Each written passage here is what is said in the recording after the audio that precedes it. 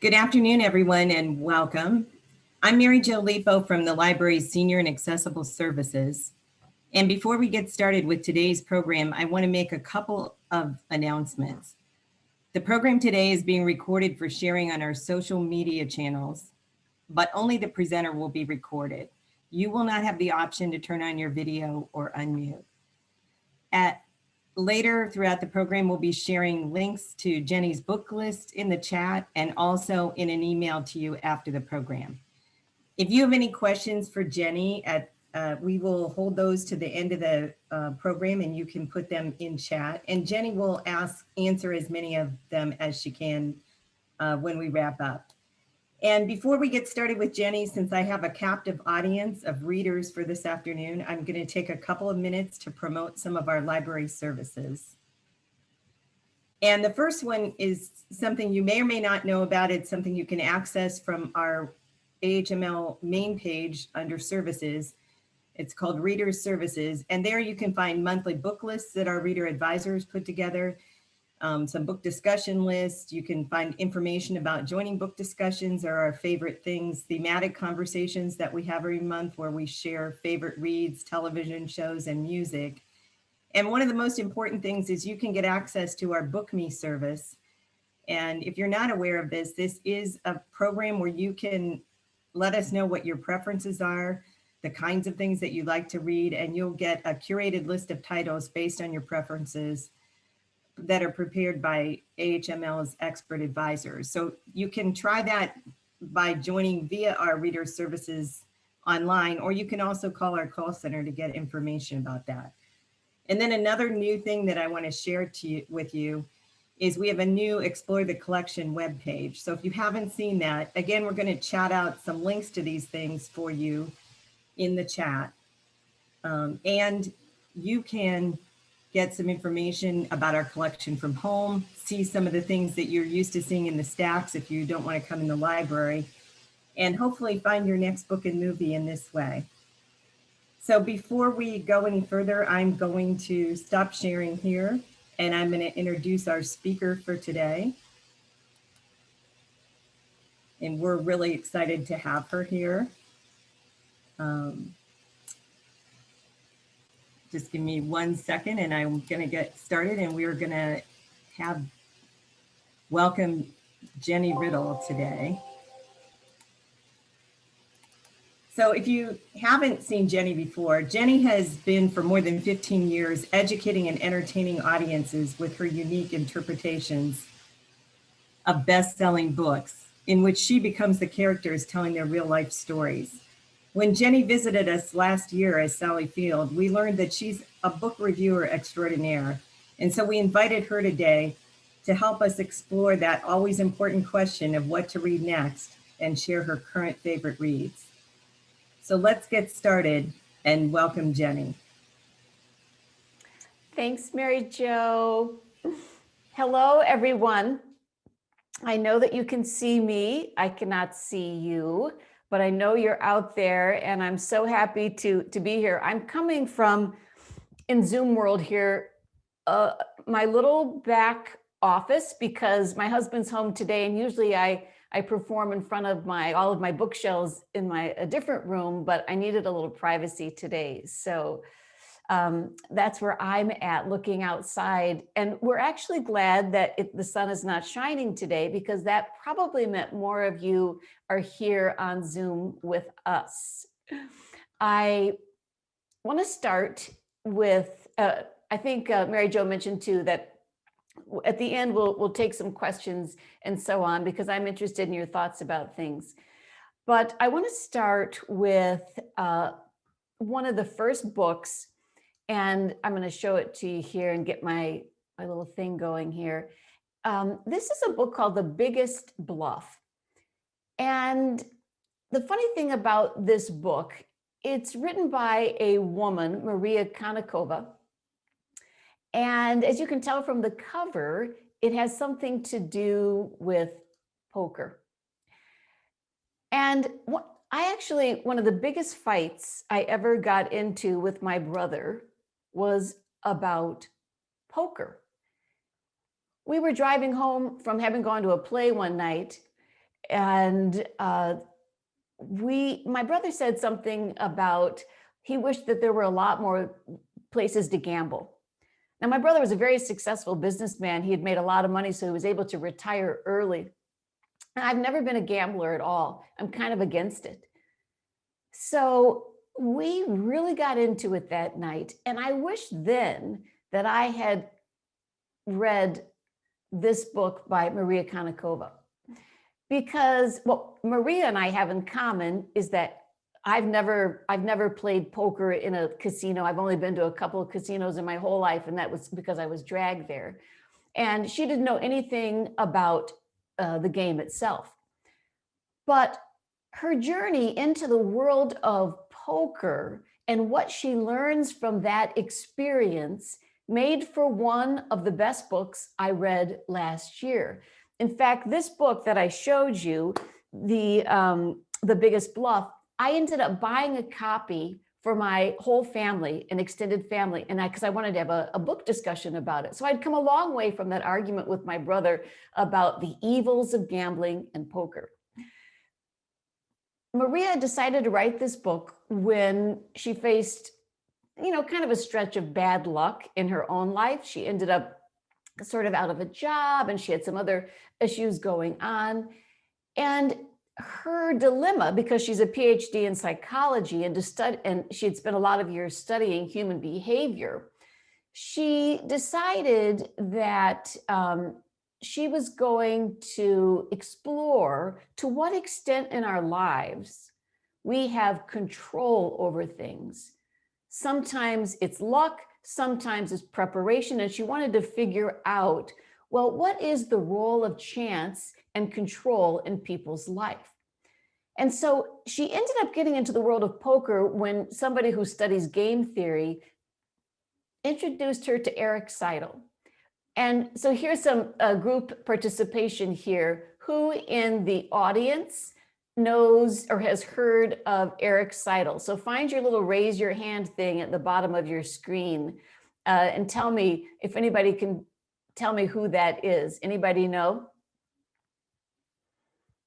Aha, nobody. I bet when I talk about him, some of you will remember. So Eric Seidl is one of the greatest poker players of all time. He has won millions of dollars. He's a poker Hall of Famer.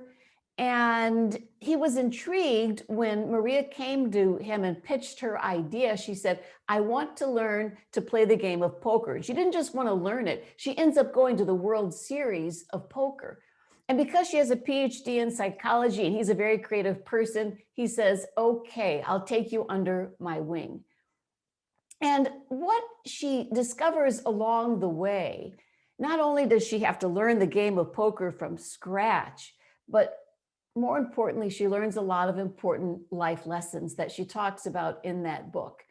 And when she asks Eric, she says, what is your life motto? His answer is 2 words long: pay attention. 2 simple words.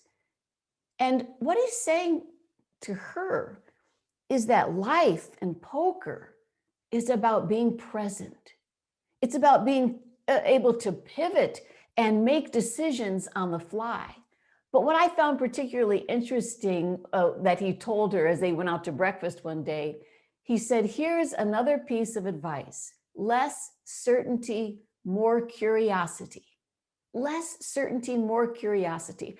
And audience, I was really thinking about that in terms of the kind of world that we live in today, in which this idea that I'm right and you're wrong is so prevalent that I loved that idea of what would happen if we had more curiosity and less certainty.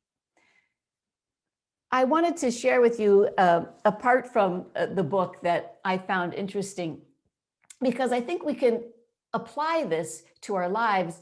She's asking Eric about when things go wrong and so on. This is what he says. He says, when things go wrong, other people see it as unfairness that's always surrounding them. They take it personally. They don't know how to lose, how to learn from losing. They look for something or someone to blame.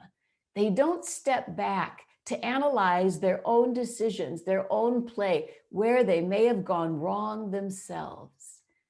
Isn't that an interesting idea, that how often we look for other people and other situations to blame? Right there is why I decided to have that big book club with my family. And even though I ended up buying the book for everybody and my brother read it and it gave us a nice connection, we never ended up actually having our little book club about it. But it's a fascinating story, and coming from somebody who didn't like gambling and who never played poker, I found it utterly compelling and immersive. And the journey to her own success and how she makes it to the World Series of Poker makes for great reading. Would be a good book club book. So now, I hope that as we go along today, one of the reasons I started with that particular book, because I think a lot of the books I chose today evolve from a theme of, I think it comes from the kind of year that we've just had coming out of the pandemic and a fraught election and so on, is what do we do in our lives? What do people do when we confront obstacles and problems? How do we prepare for circumstances that are outside of our control? And to what extent can people change? And how do we live a meaningful life? And how do we find good in the bad? And how do we adapt to a world that seems to be constantly changing? And can we, as Eric Seidl advises that author, can we pay attention, stay curious, embrace creativity, and revise our behavior? Well, I hope today that some of these books help with those kinds of ideas. When I read the next book, it was with a lot of fun and delight. It was called, I'm not going to share my screen, I'm going to do it this way. It's called The Most Fun We Ever Had. And when I opened this book, I had no idea the journey, the ride that I was in for. This is a novel, and it's about a family. Now, I'm to a certain point in my life where our youngest child is a senior in college. And you know how when your kids, they're kind of out of the house, you sort of think you're done parenting. We've done it, right? Now we can travel and do whatever. But what my husband and I have discovered is that you are never done parenting. And somehow, just when you think, oh, we're not going to have to do that anymore, something happens with your 20-something-year-old child. That happened with us, our oldest child. We thought we never had to worry about her. 2 years ago, we started to have to worry about her. And what I liked about this book was that it's another family that, even though their situation is different, the universality of the experience of the highs and lows of raising 3 children, in this case of 4 girls, and what that means. The author is local. She lives in Oak Park. And so there's lots of local details. And it was so fun entering into their world. It's the tale of a 40-year-old marriage of an upper middle class couple in Oak Park. It's their lives and their jobs. And I loved the story, but I also kept catching glimpses of myself in the conversations that the parents had with the children, because it spans, like the course of 50 years. And that contrast and the back and forth between when they were young and in love and planning their family, and then the harsh reality. They fall in love in the 1970s. It's Marilyn Connolly and David Sorensen. And they're kind of, like many of us, blithely ignorant of what awaits them. By 2016, they have 4 radically different daughters, and they're all in a state of unrest. Wendy, one of their daughters, she's widowed and young, and she soothes herself with booze and younger men. And then there's Violet. She's an attorney who turned stay-at-home mom who battles anxiety and self-doubt. Then there's Liza, who's kind of this neurotic and newly tenured professor. She finds herself pregnant with a baby that she's not sure she wants. And then there's Grace, who's the youngest daughter, who begins living a lie. And then all of a sudden, arriving on the scene is Jonah Bent, who was actually a child placed for adoption by one of the daughters 15 years before. Are you with me? It is quite a ride, but it was just so fun and immersive, thoughtful, heart-wrenching, and provoking that I highly recommend. The most fun we ever had. One of the things that struck me about that book, The Most Fun We Ever Had, was that verisimilitude of the conversations. You know, like I remember when I was reading that, I was like, oh gosh, I'm not the only one, thank goodness. I'm not the only one who pulled a wooden spoon out of my drawer and chased my son around the house or said something completely wrong. It was wonderful. This next book is, it's about how we have meaningful conversations. And in fact, let me pull it up here for you. It's, I'm going to share my screen with you here.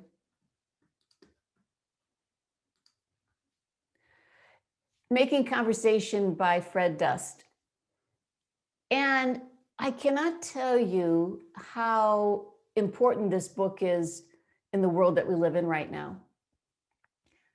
I mentioned my oldest daughter a minute ago, and she started, the long, the short of it is, without boring you with all the details, she started dating a guy that we completely disapproved of a couple of years ago, and her life started kind of going off the rails. And over the course of these 2 years, we have had more knockdown, drag-outs, unproductive conversations than you can imagine. But we've been moving in the right direction, and actually things are pretty stable right now and going well. But I have to actually credit this book for one of the reasons that I was able to kind of pivot and change my, getting so mad and uptight with my daughter.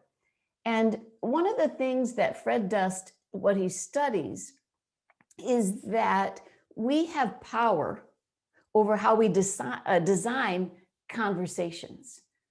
And that first element of design starts with a commitment to open-ended exploration. And what that means is letting go of some of the stories or ideas that we hold so tight to ourselves that it keeps us from being a good listener. And he advises this very, I actually wrote this down now, it's imprinted in my head. This is what he says: that you commit to conversations first and beliefs second. Commit to conversations first and beliefs second. Because a creative conversation, which in turn means a productive conversation, a meaningful conversation, is choosing to hold your existing beliefs more lightly. It's about committing to exploration and staying engaged, which requires creative listening. Now, I want you to think for a minute about how you listen. We've all been given different strategies over the years about how to repeat things in our head, but listening, the way that we learn to listen really comes from our school experience, right? Where you raise your hand, and while you're waiting and raising your hand, and while you're waiting to speak, are you actually listening to the other person, or are you just waiting to get your words in? I think that's a great image that so often we're just listening, we're just waiting to talk rather than actually listening to the person who's preceding us. Because we're kind of bad at that, right? We're just simply wanting to get our point across. So what should we do? He says, let the words wash over you. He says, let the words that somebody else is speaking run over you like a shower. Creative listening, he says, it takes work, but here's how you practice it. The next time you hear someone speaking, practice releasing your judgmental mind and let the words wash over you. And pay attention to what floats to the top. Because the next time you're sitting with somebody whose views don't match your own, that's when you need to put the conversation first and beliefs second. Can't tell you how important that book has been for me in terms of making more productive conversations, not only with my daughter, but with everybody. Listening. I was thinking about that with the next book that I read, which when I opened the cover, it was so surprisingly delicious and a wonderful and a page turner, and it's called The History of Living Forever. Because I was thinking about that concept that at the center of meaningful conversations is the concept of acceptance. This book, The History of Living Forever, utterly surprised me and captivated me. It's a mystery full of suspense, some sci-fi, fascinating characters, and at its simplest, it is about a quest, a journey for the elixir of life. And the story opens with 16-year-old Conrad Abinder, who discovers that his science teacher, who was also his very close friend, more about that in a little bit, the teacher's name is Sammy Tempari, has died under mysterious circumstances. But what Sammy, the teacher, leaves Conrad are 22 journals, a storage unit full of chemistry equipment, and a recipe for the elixir of life.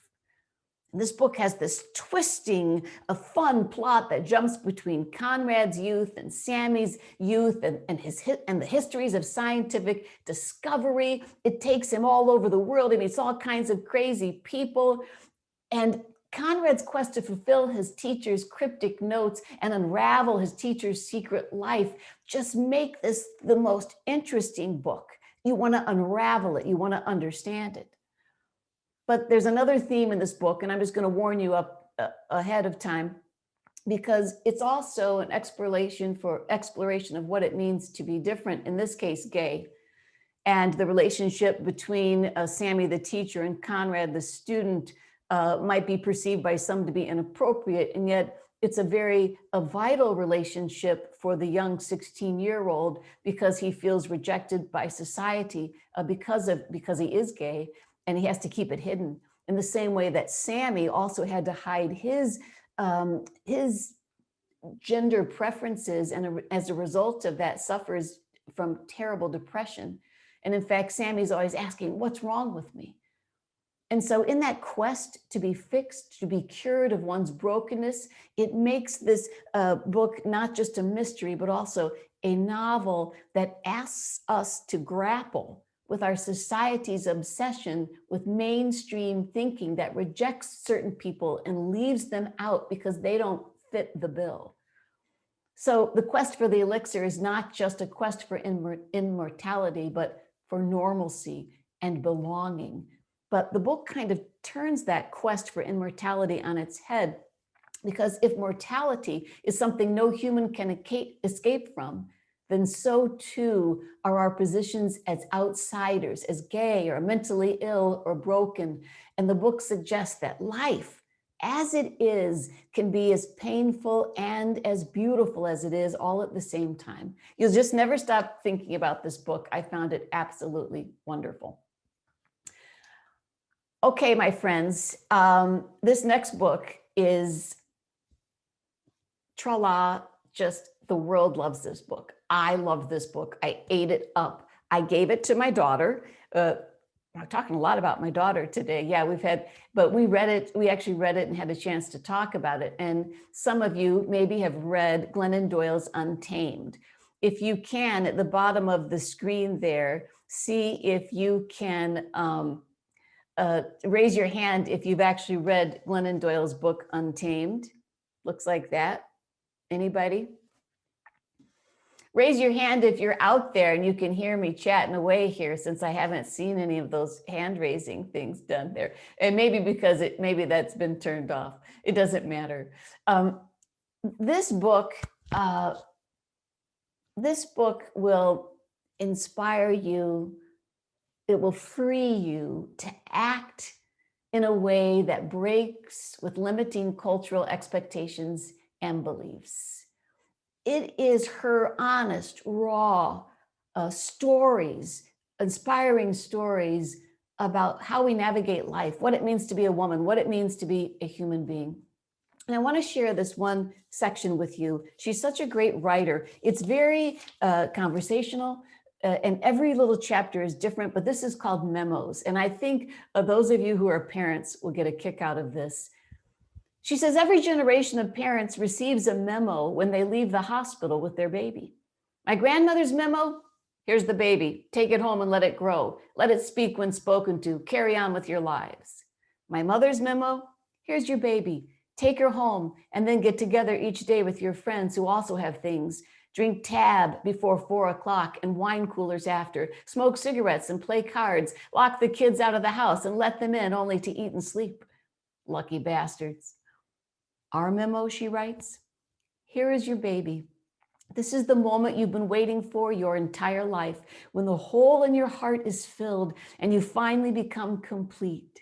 If, after I put the child in your arms, you sense anything other than utter fulfillment, seek counseling immediately. After you hang up with the counselor, call a tutor. Since we've been speaking for 3 minutes, your child is already behind. Have you registered her for Mandarin classes yet? I see, poor child. Listen closely. Parent is no longer a noun. Those days are done. Parent is now a verb, something you do ceaselessly. Think of the verb parent as synonymous with protect, shield, hover, deflect, fix, plan, and obsess. Parenting will require all of you. Please parent with your mind, body, and soul. Parenting is your new religion within which you will find salvation. The child is your savior. Convert or be damned. We will wait while you cancel all other life endeavors. Thank you. You know, I hope you got a kick out of that because she's funny. But she talks about that memo, that idea of the way we try to control people today, the way that we don't allow them to kind of fail on their own. And one of her greatest, I think, pieces of advice related to that is that that's why so many kids suffer from anxiety. And that's why we're having so many problems, because of the way that we parent. We agonize over everything. And so basically the new memo is this. She says, here is your baby. Here is your baby. Love her at home, at the polls, in the streets. Let everything happen to her. Be near. And she talks about letting kids go out and play on their own and discover for themselves the trials and tribulations of life. It's an absolutely wonderful book. And one of the things that you'll discover about it is that you'll be marking it and turning pages and coming back to it. And every person I've read has felt the same way. We're just dying to talk about it and revisit it. So from the rich history of science and the ancient quest for an elixir for immortality comes a more familiar kind of history, albeit with a twist.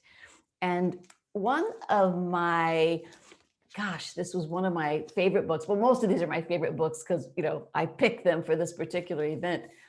This is a book that it's called You Never Forget Your First. And the author of this particular book, she is cheeky and funny and original. And it's about George Washington. It's a biography. And you've just got to, one of my, the best parts is she opens with, when you think about audience, what are all the sort of myths or things that we remember about George Washington, right? George Washington cannot tell a lie. And so she starts with this list in the very beginning, the lies we believe about the man who could not tell them, that he was an unparalleled military leader. He lost more battles than he won. He had wooden teeth. No, he didn't. It was worse than that. He wore a wig. No, that would have been a lot easier. He had his hair gathered, fluffed, curled, and before his reddish brown hair turned gray, powdered white. He's buried beneath the US Capitol. No, he's buried at, I bet you can guess, Mount Vernon, his Virginia plantation. He could not tell a lie. He could and did, especially during the Revolution, in order to mislead the British. George Washington survived all kinds of diseases. But one of the things that was especially interesting about him was he loved animals. He had all kinds of animals, bees and bisons and cats and cattle and donkeys, but his favorite were his dogs. He would go to their kennel every morning and visit them and come back every night to say goodnight. And these are some of the names that he gave them. I think one of them was called Sweet Lips, And I can't remember the other ones, but they're very funny for such a serious man. But here's why this book is important. She wrote this book because no other serious biography has been written about Washington has been written by a woman, right? So for nearly 250 years, most of the stories that we Americans have heard about Washington come from men. And what happens when only men share history is that it becomes skewed through the way they look at things. And sadly, what happened in a lot of the histories, including Ron Chernow's biography of Washington and some of the big people, is that they idolized Washington. They saw his masculinity and his virility and his strength, and all of the women and the people of color seem to get relegated to the sidelines. And in fact, what Alexis Coe does in this book is that she brings a more realistic portrayal of the women in his life and why they were important. Because a lot of times these women have just been eclipsed, left out, or seen as just being shrill, shrews, pains in the butts. And so she wants to kind of set the record straight. And she's clever and funny and historically accurate. And she gives us a new way of looking at history. It's just a really wonderful book. And it definitely reminds us that when we read stuff, we got to really think about who's writing it. We need to read between the lines of some even major biographies and figure out what's accurate and what isn't, because otherwise we end up perpetuating a lot of stereotypes and exaggerations. I was thinking about that when it comes to Hillary Rodham Clinton. There is a book about her. This is fiction, but it's historical fiction. And if that last book helps to debunk some of the stereotypes and gender biases of the history of our first president, this book, Rodham, a novel, is another kind of exploration of the impact these stereotypes and biases can have on women. So this is a reimagining by Curtis Sittenfeld. It's a serious work of literary fiction.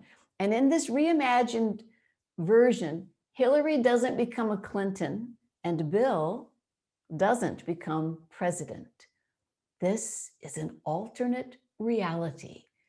And so it becomes not the story of what happened, but what could have happened. And Sittenfeld does such a great job of capturing Hillary's character. And of course, the first half of the book is you almost feel like you're reading history because it is based upon, she had read all of the memoirs that Hillary herself had written. But then it's when Hillary walks away from Bill that things change. But I was particularly struck by the opening of the book.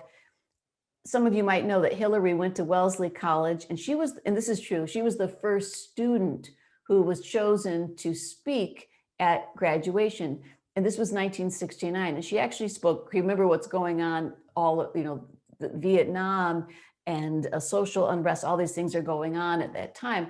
And the senator who speaks before her kind of doesn't address any of those things. And so while she's sitting on stage, she's actually figuring out how could she, that's why they've asked her to speak. And she addresses those issues. And at the end, she gets a standing ovation.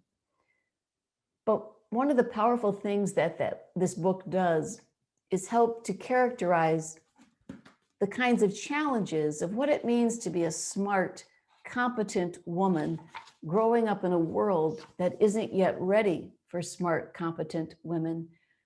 And in the book, she writes, this is as if Hillary is writing. She says, well, her father comes and says, "You sounded like a hippie." Hillary says, "I didn't know that my speech would attract national media attention, including from Life magazine. Yet I clearly remember that I felt the feeling, the focused anticipation, my competence, my loneliness."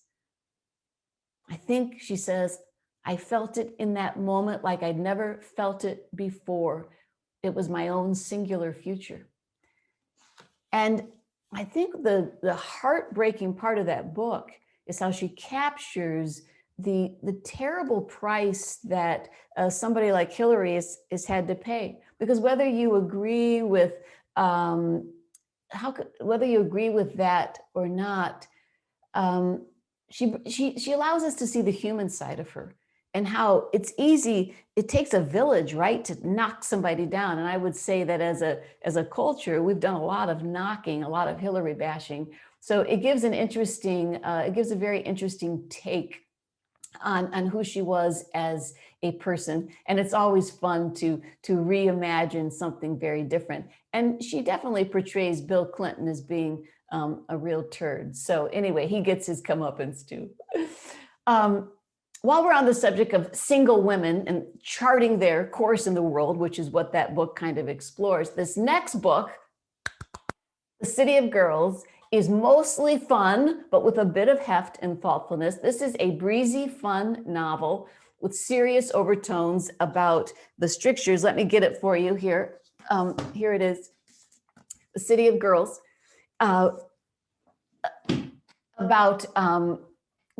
if one chooses, it takes place in the 40s, if one chooses to be a single woman, how that plays out.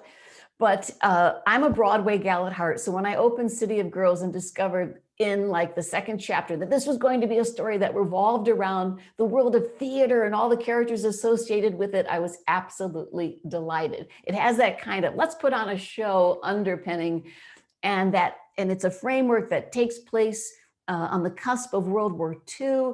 And even though the book doesn't deal too much with that, the circumstances and that time period, she just brings them to life in such a clever and creative way. The protagonist is Vivian, who's now in her 90s, who's writing a letter to answer a question that she received from the daughter of a mysterious man. And in the letter, the daughter, Angela, writes, "Now that my mom has also died, what were you to my father?" And the answer to that question sets the basis for the novel as Vivian recalls her life from the age of 19 when she flunked out of Vassar. She rejects kind of the cultural mores of her rich family, and they send her to New York, where she gets to live with her Aunt Peg. And Aunt Peg owns this playhouse that serves up kind of these cookie cutter musical comedies written on the fly for working class folk. And what Vivian's good at is she can make clothes. And so she becomes the costumer. And then different people come and live at the theater, and all kinds of interesting and exciting things happen. It's just utterly immersive and delightful. But it also, as I mentioned earlier, it does have important themes.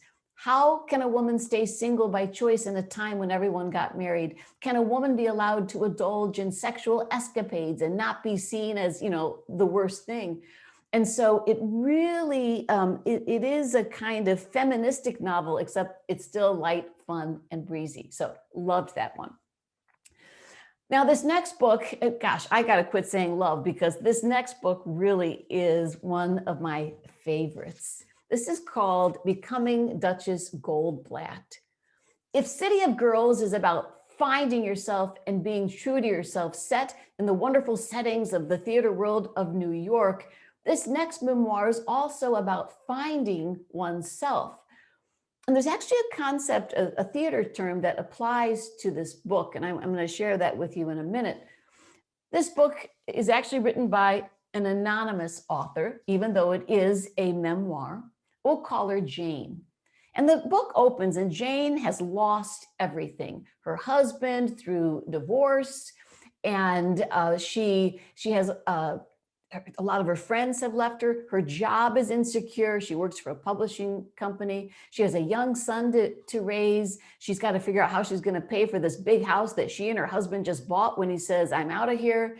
And she remembers what the Irish writer Frank Delaney had told her once. He said, "When you have no one to put their arms around you, you must put your arms around yourself." He says, "Will you do that for me?" "I'll try," she says, "I'll try." Duchess Goldblatt is a story about loss and resilience. It's the power of friendship, and that often what we need the most lies inside us, We just haven't untapped it yet.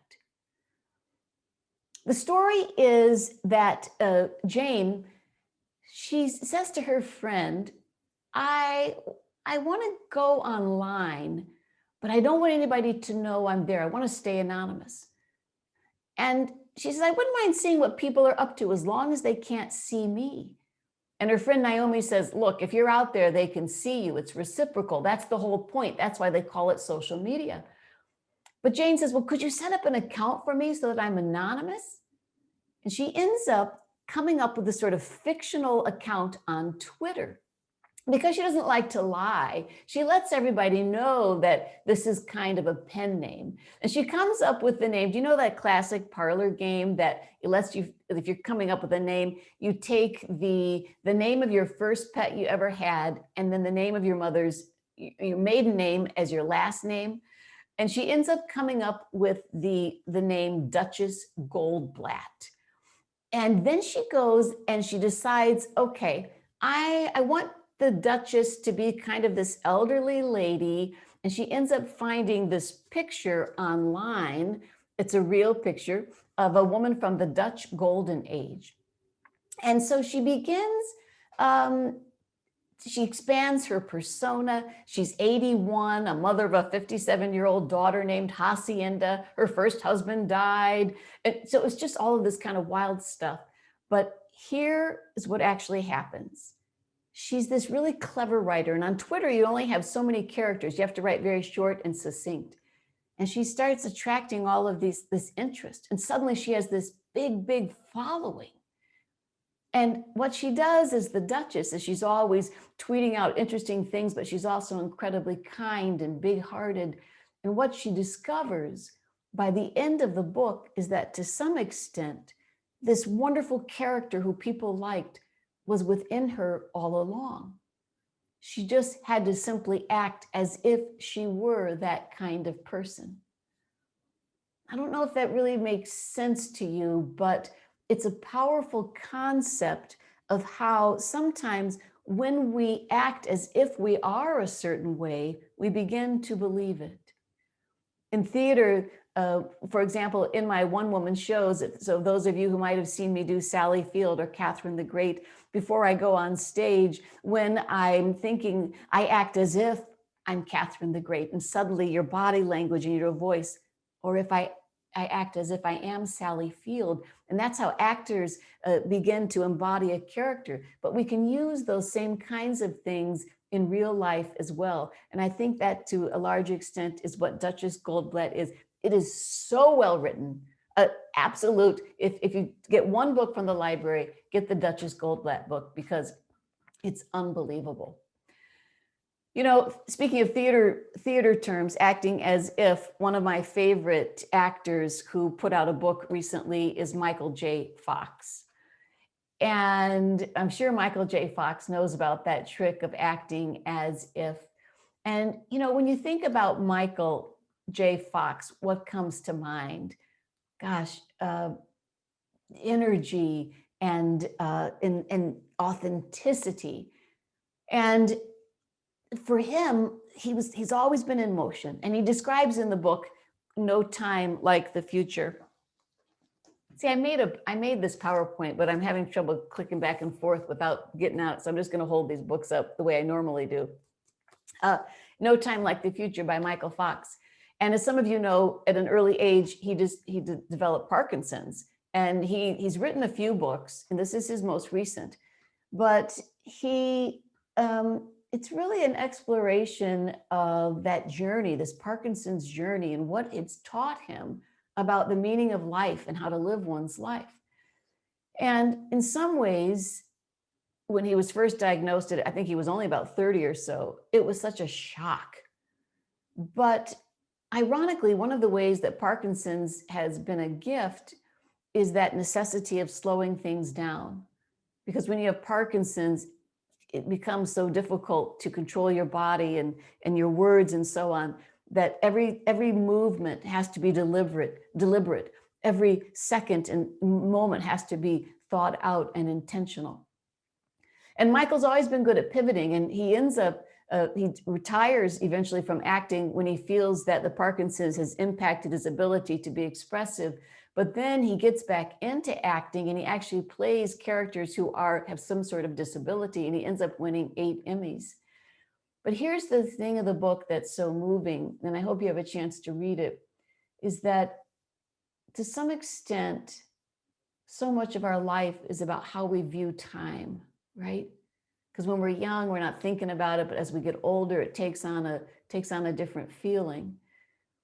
So depending on where we are in our lives, and that while we try to remain optimistic, for Michael, this book is really about how optimism hadn't worked for him anymore. It stopped working for him. I'm not going to give it away because it's a beautiful transition to what he discovers and what he discovers in this as he's in just turning 60 years of his life here as he deals with this terrible disease. And of course, like many of the books that were written, the pandemic happened. And so he attaches an epilogue. And he mentions how the pandemic and how it made his own problems seem less severe.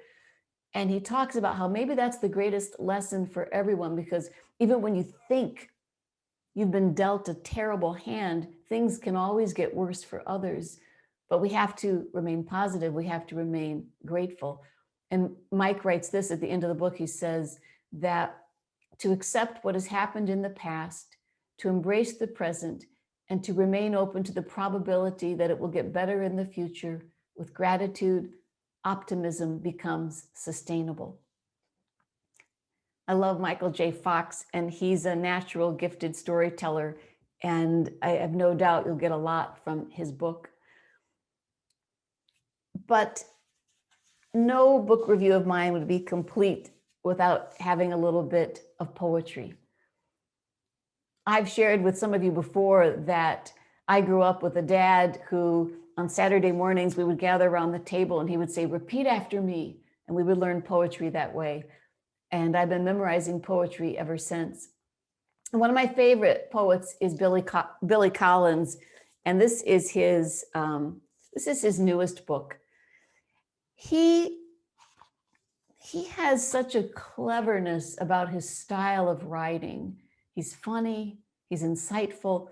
This book maybe deals a little bit more with what happens as you get older, but it's still so relatable. And now I thought this one was really funny. And, you know, my beloved dad, died just a little over a year ago. And so I'm not afraid to talk about death, and I don't think we should be, and what happens to people. So I'm going to read you this poem because it's just kind of a fresh and funny way of talking about death. And the title of the poem is called Creation. He says, it's half the binary of fire or earth, but the question of where one's ashes will go has many more answers than 2. Scattering is the option du jour, maybe over a favorite body of water, a lake where she learned to fish, an ocean he liked to stare into toward the end. Others pick multiple locations, a ballpark, a backyard, a rose garden, and the roof of a gym. And guess who's not here to divide the nearly weightless powder into equal parts? Shake your heads, but bear in mind that without a wish, you could end up in a coffee can on a high shelf, your widow glancing up, but not frequently enough, from her armchair. I've always thought hither and thither would make things easy on my survivors, who would dither, then laughing toss handfuls of me from a speeding convertible. But wouldn't the easiest spot of all be the nearby fireplace or Franklin stove, where I, who enjoyed walking amid the yellow-green trees of spring or the bare crisscross branches of winter, would at last be indistinguishable from the cinders of the maple, the mighty oak, and even the pale mountain ash. Now, I'm not sure how you heard it, but in my version, Bob Hope's wife asked her husband on his deathbed whether he wanted to be buried or cremated. "Surprise me," he replied, the comic, before expiring. He's got a funny and another kind of cheeky writer that I love his poetry. He was poet laureate for a year, and he suggested that all the schools read a poem a day over the loudspeaker. And he's got another book called 180, because there's about 180 days of the school year. So he's absolutely delightful, and his book is called Whale Days. We, of course, I always tell people in my public speaking trainings, less is more. And of course, I've got enough stuff here today to keep us going for a long time. But as we're kind of circling around here, I want to get a couple of books that I think are important. This is Adam Grant's new book called Think Again. And I think, one of the things that we're dealing with today that we're talking about is the power of art and books and literature, and how those things really ask us to rethink how we think about ourselves in the world. And in this book, Think Again, Grant explores the importance of that. It's easy to want to hang on to our old views rather than grappling, experiencing the difficulty of grappling with new ideas. And he suggests that when we're forced to question ourselves, it can make the world seem more unpredictable, because it requires us to admit that maybe a lot of the things that we used to believe have changed, or what we once thought were right may now be wrong. And it can really be hard to change our deeply held beliefs. Psychologists actually have a term for this. It's called seizing and freezing. And it means that we favor the comfort of conviction over the discomfort of doubt. And so we listen to views that make us feel good instead of ideas that make us think hard. And so his book explores the necessity of rethinking our beliefs in the way we do things. And that brings me to a subject near and dear to my heart: the environment, animals, and the preservation of nature. I am going to share with you a couple of links to my website at the end here. I'll put those on. One of the books that I want you to look at is The Overstory. It's being made into a movie. It was a Pulitzer Prize winning book, and it's the most amazing and powerful novel about people and trees. And the stories of the trees are told through these incredible stories of people. And the facts that you will learn about how trees communicate with one another, it just makes me weep almost. It's so beautiful. And that brings me to the last book that I want to talk about before we have a little bit of discussion. And it's this book right here called The World of Wonders. I asked my husband yesterday, I went out and I counted all of the houses on my block. I came up with 30 on my immediate block. And I said, Bill, I want to buy this book for every house on our block. And I want to wrap it up. And I want to put a bookmark on the page I want them to read, because I want to encourage them to be aware of how, when we use chemicals on our lawn and when we do those kinds of things, how it impacts the magnificent majesty of the natural world. This book, The World of Wonders, I have to hold it by my heart because it's so incredibly novel and beautiful and powerful. And the author of this book, she uses her knowledge. She's a writer and she's a biologist, and she shares the most fascinating stories of little lesser known animals and things in nature and how they work. And she weaves it together with her own life story. It's stunningly incredible. It's both simple and profound. And one of the little chapters that I just want to highlight for you, it's about fireflies. And do you remember looking for fireflies when you were a kid? We had those jars, and those mason jars, and you would pop a hole in the lid, right? And you would screw it on. I always hated doing that because I hated to watch them kind of, flutter out, but I remember other kids doing it. And she has the most beautiful chapter on fireflies and how they work. And one of the things that and we don't see as many fireflies today, right? And there's reasons for that. It's people, but she says, she's talking about her own upbringing. And so she combines it with her remembering traveling with her mom and catching fireflies when she was a girl. And so then she transitions into fireflies are more easily deceived. They lose their light rhythm for a few minutes after a single car's headlights pass. Sometimes it takes hours for them to recalibrate their blinking patterns. What gets lost in the radio silence? What connections are translated incorrectly or missed entirely? Porch lights, trucks, buildings, and the harsh glow of street lamps all complicate matters and discourage fireflies from sending out their love light signals, meaning fewer firefly larvae are born the next year. And at the end of the book, she talks about how, the way we treat our lawns and so on can impact incredibly impact disproportionately things like fireflies.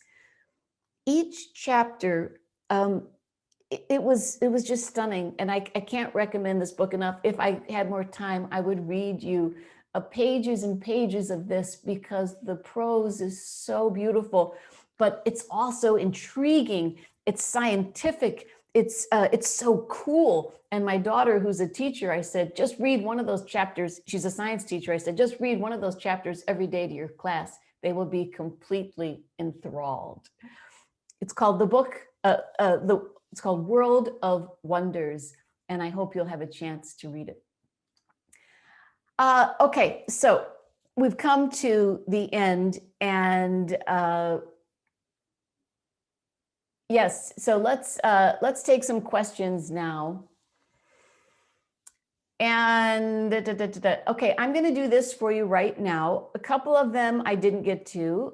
I want to share with you a link so that you can check these out. Let me do a copy paste here. And Jenny, also, I just wanted to say, this is Mary Jo, and we just chatted out the list of all the books that you sent to us, even the ones that you didn't get to talk about today. So that did go to everybody. Okay, thank you so much. That's awesome, because that'll be helpful. And right there is my website. And so there's a few reviews that I didn't get to today. Cinderella Liberator, the reimagining of Cinderella. Oh my gosh, send it to all the young families you know, a must-read book. The Overstory and This Tender Land, those are on my website. And while you're there, if you want to receive my newsletter, you can sign up for that there as well. Okay, and one other, and Mary Jo, I don't know if you had these last books that are just the total summer escapism books. Let me pull them up though, because they're super fun, and you're just gonna love them. So let me do a quick screen share, because I don't think you guys had these two. It's the X Talk and Gray Hair Don't Care. Did you have those on your list? I can't remember. You did send us a couple late ones, and we did add those. Okay, great. So friends, these books are just mindless. We need mindless reading. These are palate cleanser books. So the X Talk, for you NPR radio people, it takes place, in an NPR station. And of course it's the girl and the guy at first don't like each other. And, there's that. And then the Gray Hair Don't Care is just hilarious, but it is this, how a woman lets her hair go gray and then voila, everything in her life turns great. She gets the man and so on. So those are super fun, and just, you'll eat them up. So love those. Okay. So a couple of questions or things, Mary Jo or Katie, that you noticed that we need to return to. What? I don't know. I think I saw one before. if the audience wants to chat, you can open your chat window and chat in any of the any questions that you have for Jenny, and Jenny will read the question that she's going to answer aloud first, and then answer so that everybody has the question too. If you do have any, again, we did send out the book list in chat, and we will also be emailing that to you when we email you the survey for the program at the end. You will also get a link to the couple of sites on our website that I talked about at the beginning, and also to Jenny's full book list. And we can, in the email, we will also include the list to Jenny's website to her book reviews for the ones she didn't get to finish. Okay, cool. I see one question here. Do you have to be a fan of Hillary to like the Rada book? No. And in fact, I think it's sort of this reimagining, it makes it open to everybody. And it might even make you like her. So that's, it's really well done. And Curtis Sittenfeld has kind of a knack for rewriting historical, especially first family kind of stuff. So I think you'll really like it. I think people will I think you'll understand that her better. So that. Oh, the conversation one. Okay. It says, I understand the concept of making conversation, but how can we do that when it comes to those in society who are opposed to everything you find true, such as support violence or against vaccinations? So, absolutely huge question that every family is going through right now. I don't have an easy answer to it, but I do know that when I took that, even that if you're going to have a conversation sometimes, you simply have to engage in it in a real way. In other words, no matter how much you disagree with somebody else, if you're going to attempt to have the conversation, you have to go in and focus on the conversation first and your beliefs second. Sometimes it helps to tell me a story about what your childhood was like. Sometimes we can ask those people to tell you a story. I think it's no matter what, right? Because if we don't look at conversation as with curiosity and a sense of discovery, we're not going to be able to have those conversations. So I understand what you're getting at, but what is the alternative? The alternative is to wall ourselves away from each other, to stay within our silos. And I think that Making Conversation book would be a great book club book, because he's got lots of tips and tricks in there about how to approach that life and conversations creatively. The maidens. I don't have any thoughts on that. I'm sorry about that. I'm not familiar with that, so I can't answer that question. Let me ask you all a question as you're thinking about it. Maybe this will give you a question. Type in the chat, friends, what book or topic kind of resonated with you or appealed to you? I'd be curious to see which of these books you're interested in reading, or what concepts, what kinds of concepts are you interested in reading about? I would love to hear your thoughts on that as you were listening today. So if you have some fingers free and a keyboard, let me share with the audience what book you're thinking about reading and what things resonated with you.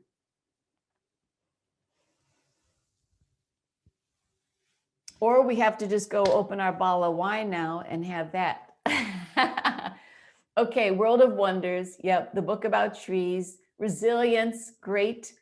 The Overstory, isn't that interesting? That's the one I didn't go into a lot, but absolutely. And I think I mentioned they're making that into a movie. It's a big book. Don't be daunted by it. It's incredibly powerful. And the most fun we ever had in Making Conversations. So good. Untamed, love that. I just think there's something in Untamed for everybody. Never forget your first. Please read that. You're going to like it. And I think she is the author of that, really offers a fresh perspective on history. So love that. Love that one. That's good. Any, since I have you captive here, then anything that you thought, I don't see the Duchess, the Becoming Duchess Goldblatt. And I have to honestly say, I don't think I did a good job today describing that book to you.